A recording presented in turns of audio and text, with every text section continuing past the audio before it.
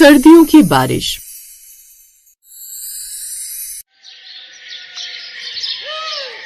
बाहर बहुत तेज बारिश हो रही होती है कि तभी पिंकी और राजू अपने घर से बाहर आते हैं और बारिश में खेलने लगते हैं। वो दोनों खेल ही रहे होते हैं कि तभी उन दोनों की माँ सुनीता घर के दरवाजे पर खड़े होकर हाथों में तौलिया लिए उन दोनों को आवाज लगाती है, राजू पिंकी बहुत खेल लिया तुम दोनों ने, अब घर में आओ वरना सर्दी लग जाएगी।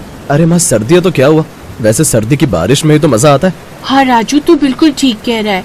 माँ अभी तो हमने बारिश में खेलना शुरू किया है, हम थोड़ी देर बाद आएंगे। घर में आप तब तक खाना बना लो, हम लोगों को बहुत भूख लग रही है, खेलने के बाद और भूख बढ़ जाएगी।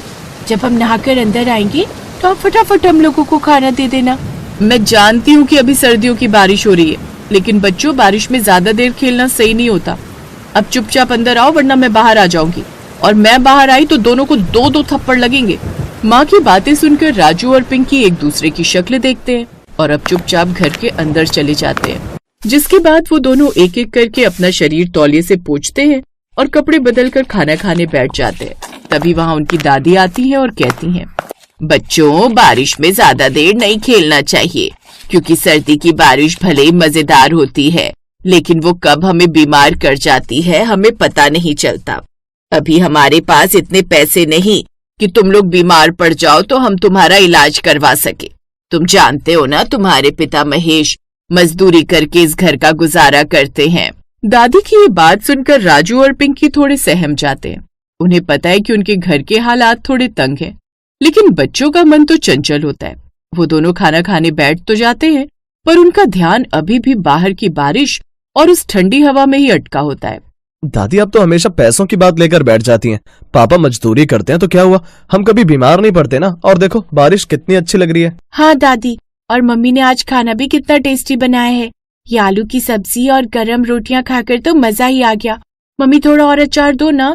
अचार तो ले लो, पर याद रखना कि अगर गला खराब हुआ तो मैं तुम्हें कोई दवाई नहीं दिलाऊंगी। चुपचाप ये खाना खाओ और सो जाओ। इस तरह सभी लोग आपस में बातें कर ही रहे होते हैं कि तभी बाहर से जोर जोर से दरवाजा खटखटाने की आवाज आती है। सुनीता हैरान हो जाती है कि इस बारिश में कौन आया होगा। वो जाकर दरवाजा खोलती है तो देखती है कि महेश पूरी तरह से भीगा हुआ खड़ा है।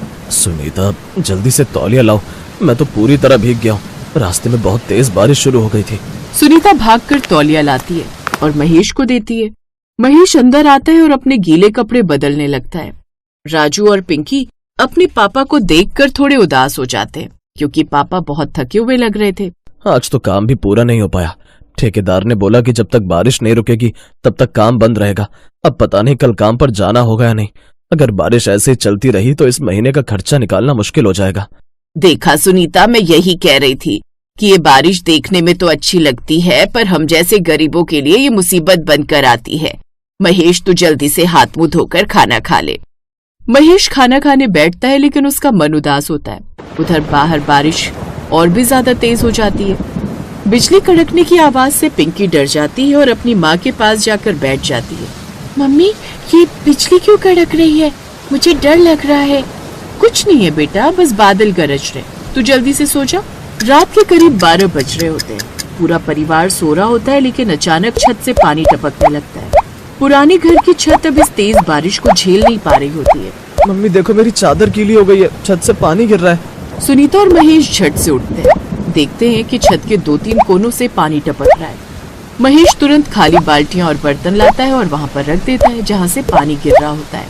ये छत भी अब जवाब देने लगी है। पिछले साल सोचा था कि इसकी मरम्मत करवा दूंगा, पर पैसे नहीं जुड़ पाए। अब क्या करेंगे, बच्चों के बिस्तर तो गीले हो रहे हैं।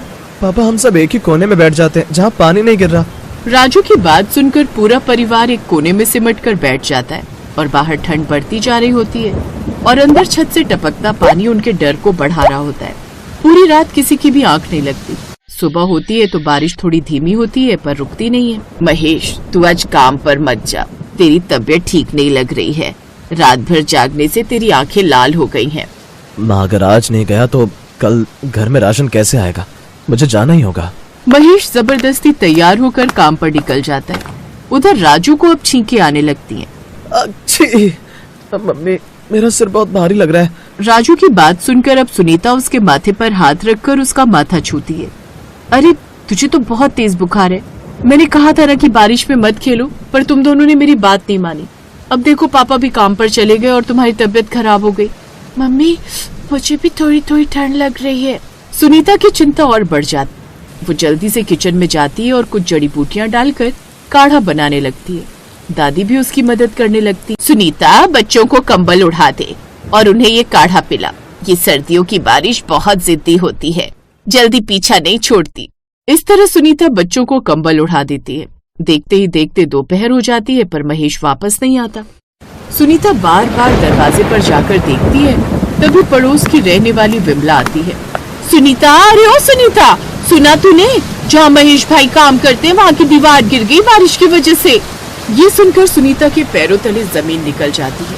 वो पागलों की तरह भागती है और राजू और पिंकी भी बीमार होने के बावजूद दरवाजे तक आ जाते हैं।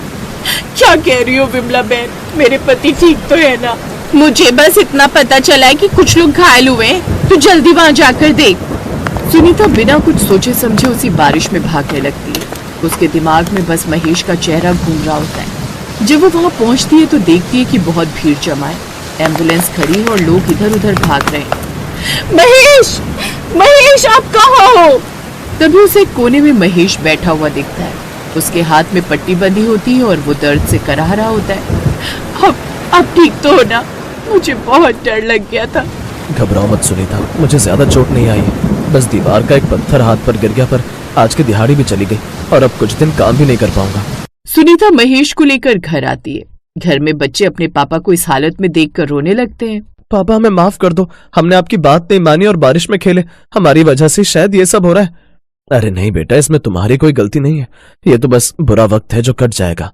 अगले कुछ दिन घर में बहुत शांति रहती है। महेश काम पर नहीं जा पाता और बच्चों की तबीयत भी धीरे धीरे ठीक हो रही होती है। तभी एक दिन अचानक ठेकेदार घर आता है। महेश, कैसे हो भाई? साहब, आप यहाँ देखिए, मेरा हाथ अभी ठीक नहीं है, मैं काम पर नहीं आ पा रहा।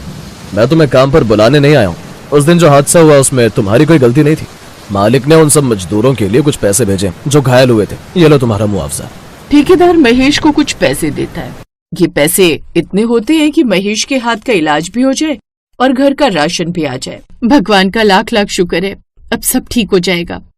देखा बच्चों, मुसीबत आती है तो रास्ता भी साथ लेकर आती है, पर इसका मतलब ये नहीं कि तुम फिर से लापरवाही करो।